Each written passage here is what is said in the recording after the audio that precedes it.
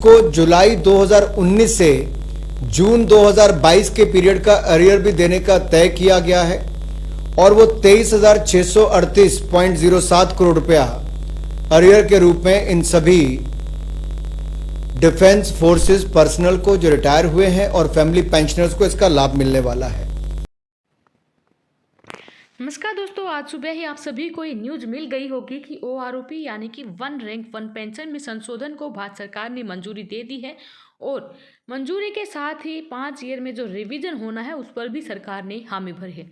One rank one pension को लेकर संशोधन को लेकर कैबिनेट मीटिंग हुई थी। मीटिंग का लाइव अपडेट हम आपको दिखा रहे हैं, इसलिए आप बिल्कुल भी स्किप ना करें, ध्यानपूर्वक देखें। आप लाइव सुन लीजिए कि भूतपूर्व सैनिकों की ओआरओपी को लेकर क्या क्या फैसले हुए हैं। देखिए वीडियो लाइव। पहला निर्णय रक्षा मंत्रालय से जुड़ा हुआ है और डिफेंस पर्सनल जो डिफेंस फोर्सेस के हमारे रिटायर्ड अधिकारी हैं, कार्मिक हैं, उनके फैमिली पेंशनर्स हैं, उनसे जुड़ा हुआ है। वन रैंक वन पेंशन का, उसकी रिवीजन का। आपको ज्ञात होगा वन रैंक वन पेंशन कई दशकों तक पूर्व सैनिक मांगते रहे, लेकिन कभी किसी सरकार ने उस तरह से उस पर गंभीरता नहीं दिखाई।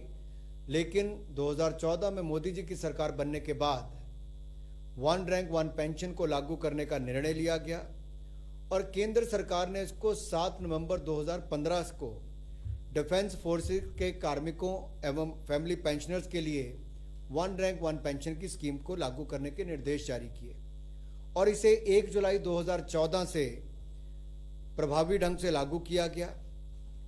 आज जब इसमें रिवीजन हुई है तो इसका लाभ कितने लोगों को मिलेगा? 1/7/2014 के बाद सेवानिवृत्त हुए पर्सनल जो हैं उनको पेंशनर्स की हो जाती है। तो 1/7/2014 से पहले 20,60,220 ये पेंशनर्स थे। अब इनको कुल लाभ कितना मिलेगा? अगर वार्षिक में वित्तीय भार अगर कहूं जो पड़ने वाला है, जो अतिरिक्त पड़ेगा वो है 8,450 करोड़ रुपए का।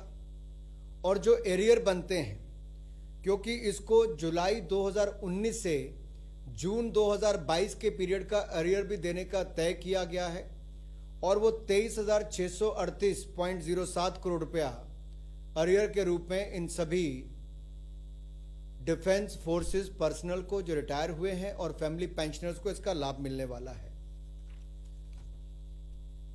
अब 30/6/2019 तक सेवानिवृत्त हो चुके पेंशनर्स की पेंशन को इस प्रकार से रिवाइज किया जाएगा कि उन्हें कैलेंडर वर्ष 2018 में समान रैंक तथा समान सेवा अवधि के बाद सेवानिवृत्त हुए कार्मिकों की औसत पेंशन के बराबर पेंशन मिलेगी और यह रिवीजन 1/7/2019 के प्रभाव से लागू होगा। जो पेंशनर्स इस औसत से अधिक पेंशन प्राप्त कर चुके हैं उनकी पेंशन उसी दर पर मिलती रहेगी। ये फैमिली पेंशनर्स, वॉर विडोज एवं दिव्यांग पेंशनर्स की पेंशन भी इसी प्रकार रिवाइज की जाएगी। अरियर का भुगतान जो है वो 4 हाफ ईयरली इंस्टॉलमेंट्स में किया जाएगा, लेकिन फैमिली पेंशनर्स और specially and liberalised family pensioners तथा गैलेंट्री अवार्ड विजेताओं को अरियर्स एक ही इंस्टॉलमेंट में भुगतान किया जाएगा। जिन डिफेंस पर्सनल ने 1 जुलाई 2014 के बाद अपनी इच्छा से प्री मैच्योर सेवानिवृत्ति ली है उन्हें लाभ नहीं मिलेगा।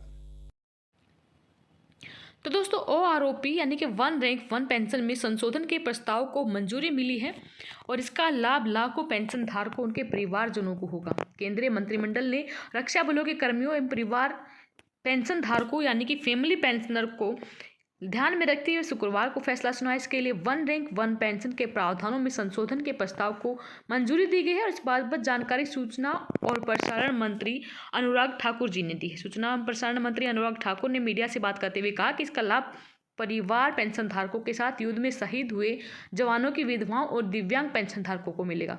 उन्होंने बताया कि इसके कारण सरकारी कोष पर प्रति वर्ष 8,450 करोड़ रुपए का भार पड़ेगा। ठाकुर जी ने कहा कि इसे 1 जुलाई 2019 से लागू किया जाएगा। उन्होंने यहाँ तक बताया कि इससे जो 23,638.07 करोड़ रुपए है, उसकी धनराशि बकाया एरियर के रूप में जुलाई 2019 से जून 2022 की अवधि तक यहाँ पर दिया जाएगा। केंद्रीय सूचना एवं प्रसारण मंत्री अनुराग ठाकुर ने कहा कि जिन रक्षा कर्मियों ने 1 जुलाई 2014 से उसके बाद अपनी इच्छा से सेवानिवृत्ति ली है, उन्हें ये लाभ नहीं मिलेगा। उन्होंने साथ में ये भी कहा कि 1 जुलाई 2014 के बाद हुए सेवानिवृत्त सुरक्षा कर्मियों को मिलाकर ओआरओपी के लाभार्थियों की कुल जो संख्या है वो यहाँ पर 25,13,002 पर पहुँच गई है। 1 अप्रैल 2014 से पहले ये संख्या 20,60,220 थी। इससे सरकार पर अतिरिक्त भार 8,450 करोड़ रुपए का बढ़ेगा। तो केंद्रीय मंत्री की ये घोषणा है। बाकी ओआरओपी की जो ओरिजिनल टेबल है जैसे ही वेबसाइट पर रिलीज होगी हम आपको क्लियरली रैंक वाइज कैलकुलेट करके दिखाएंगे कि किस तरह से आपका एरियर कैलकुलेट किया गया है, कहाँ पर खामियां हुई हैं, क्या फ़ायदा हुआ है, किन्हें नुकसान हुआ है। तो तब तक के लिए आप हमारे साथ बने रहें। धन्यवाद। जय हिंद, जय भारत।